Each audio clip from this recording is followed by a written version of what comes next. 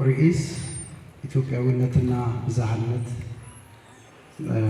የሚል ርዕስ ነው። ብዝሃነት ምንድነው? ኢትዮጵያዊነት ምንድነው? ማስታረቅ ይቻላል ወይ? በምን መልኩ ነው ማስታረቅ የምንችለው? ለኔ ፕሮፌሰር የሂስትሪ አባትን ቢሆኑ ሂስትሪን በዚህ ትንሽ ሰመሪ ለማድረግ ታሪክ ባለ ሶስት እግር በርጩማ ወይም ሶስት እግሮች ያላት በርጩማ ወይም ዱካ ነች። አንዱ እግር ከተሰበረ በሁለቱ አይቆምም፣ ሁለቱ እግርም ከተሰበሩ በአንዱ መቆም አይቻልም። ስለዚህ ሶስቱ እግሮች ማለት ትናንት፣ ዛሬ፣ ነገ ማለት ነው። ታሪክም ፓስት፣ ፕሬዘንት፣ ፊውቸር ማለት ነው። ስለዚህ ትናንትናን አንፈልግም ካል ያቺ በርጩማ አንዷን እግር መስበር ማለት ነው። ነገን አንፈልግም ማለት አንዷን እግርም እንደመስበር ነው። ሶስቱን ግን ባላንስ የማድረግ ስራ ይመስለኛል። አድዋን ስናነሳ አድዋን በሁለት ምሳሌዎች እዚህ ባለው ሁኔታ ለመግለጽ እሞክራለሁ። ከአድዋ ጀርባ ወይም የአድዋ ድል ሲባል ከድሉ ጀርባ ያለው ብዝሃነት ነው፣ ኢትዮጵያኖች ናቸው። ስለዚህ ድሉን ስናወራ ኢትዮጵያኖች ነው የምናወራው። ስለዚህ አድዋን ያለ ብዝሃነት ማንሳት፣ ማውራት፣ መተንተን አይቻልም። ስለዚህ ብዝሃነት ከአድዋ ጀርባ እንዳለ ማወቅ ተገቢ ይመስለኛል። ብዝሃነት ከዓለም ተነስተን እስከ ግለሰብ፣ ከግለሰብ እስከ ዓለም መውሰድ እንችላለን።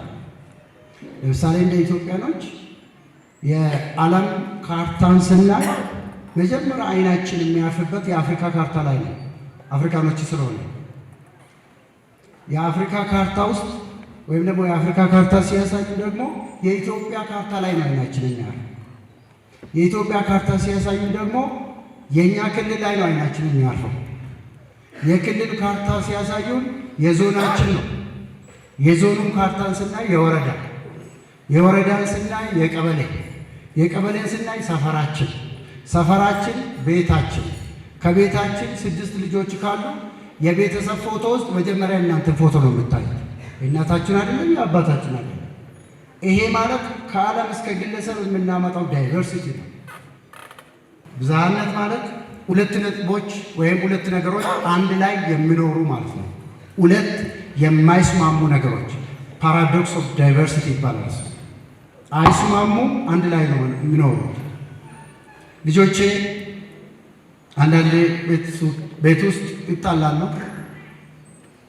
ስጣሉ ብሔራቸው የተለያየ ስለሆነ አይደለም የሚጣሉት፣ ሃይማኖታቸው የተለያየ ስለሆነ አይደለም የሚጣሉት። ስለዚህ ፐርሰፕሽን ኦፍ ዳይቨርሲቲ ይባላል።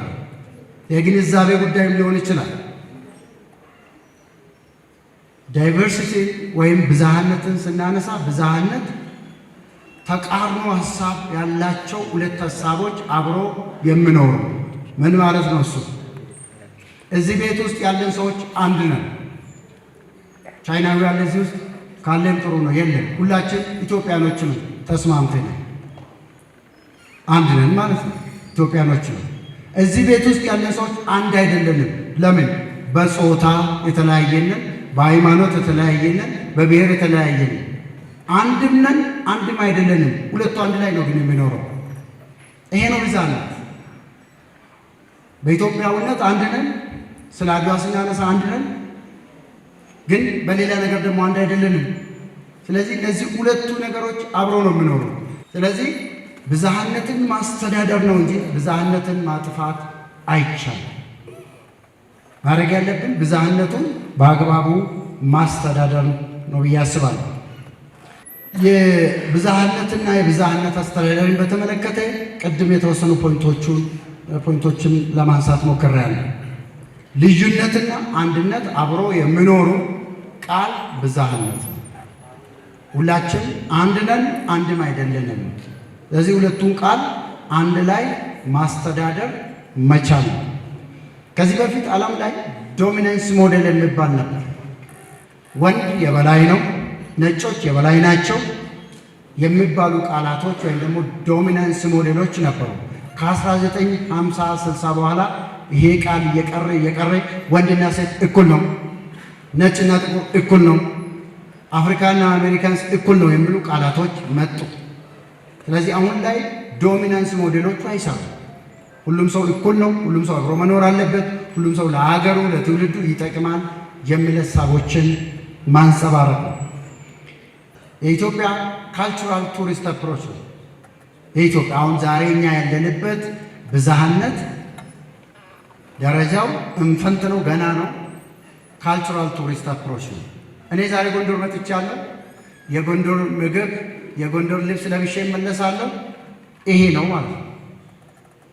አንዱ ሲዳማ ክልል ይሄዳል፣ ለሲዳማ ክልል ልብስ እነሱም ባህል ልብስ ለብሶ ይመጣል። ይሄ ነው በጣም የዘለቀ እኔ እዚህ ያለው ነገር ይመለከተኛል፣ የዚህ ህዝብ ችግር ይመለከተኛል፣ መፍታት አለብኝ ብዬ ማሰብ ከዛ ያለፈ ነው። አሁን ላይ ግን የሆነ ቪዚት አፕሮች ነው። ቀጥሎ ግን ለሁላችንም የሚያስፈልገን ካልቸራል ተፐስተሪ አፕሮች የሚባል የተለያዩ ቃለም፣ የተለያዩ ሃይማኖት፣ የተለያዩ ምሁራን፣ የተለያዩ ሀሳቦች አንድ ላይ በመሆን ለኢትዮጵያ መቆም ከቻሉ እንደ አድዋ እሱ ትክክለኛ ብዝሃነት፣ ሌሎች ከዛ መልስ የሚፈቱ ይሆናል። እንደ ሀገር መቆም ከተቻለ፣ እንደ ሀገር አብሮ መሆን ከተቻለ ሌሎች ከዛ መልስ የሚፈቱ ይሆናሉ የሚል ታፔስተሪ አፕሮች ይባላል።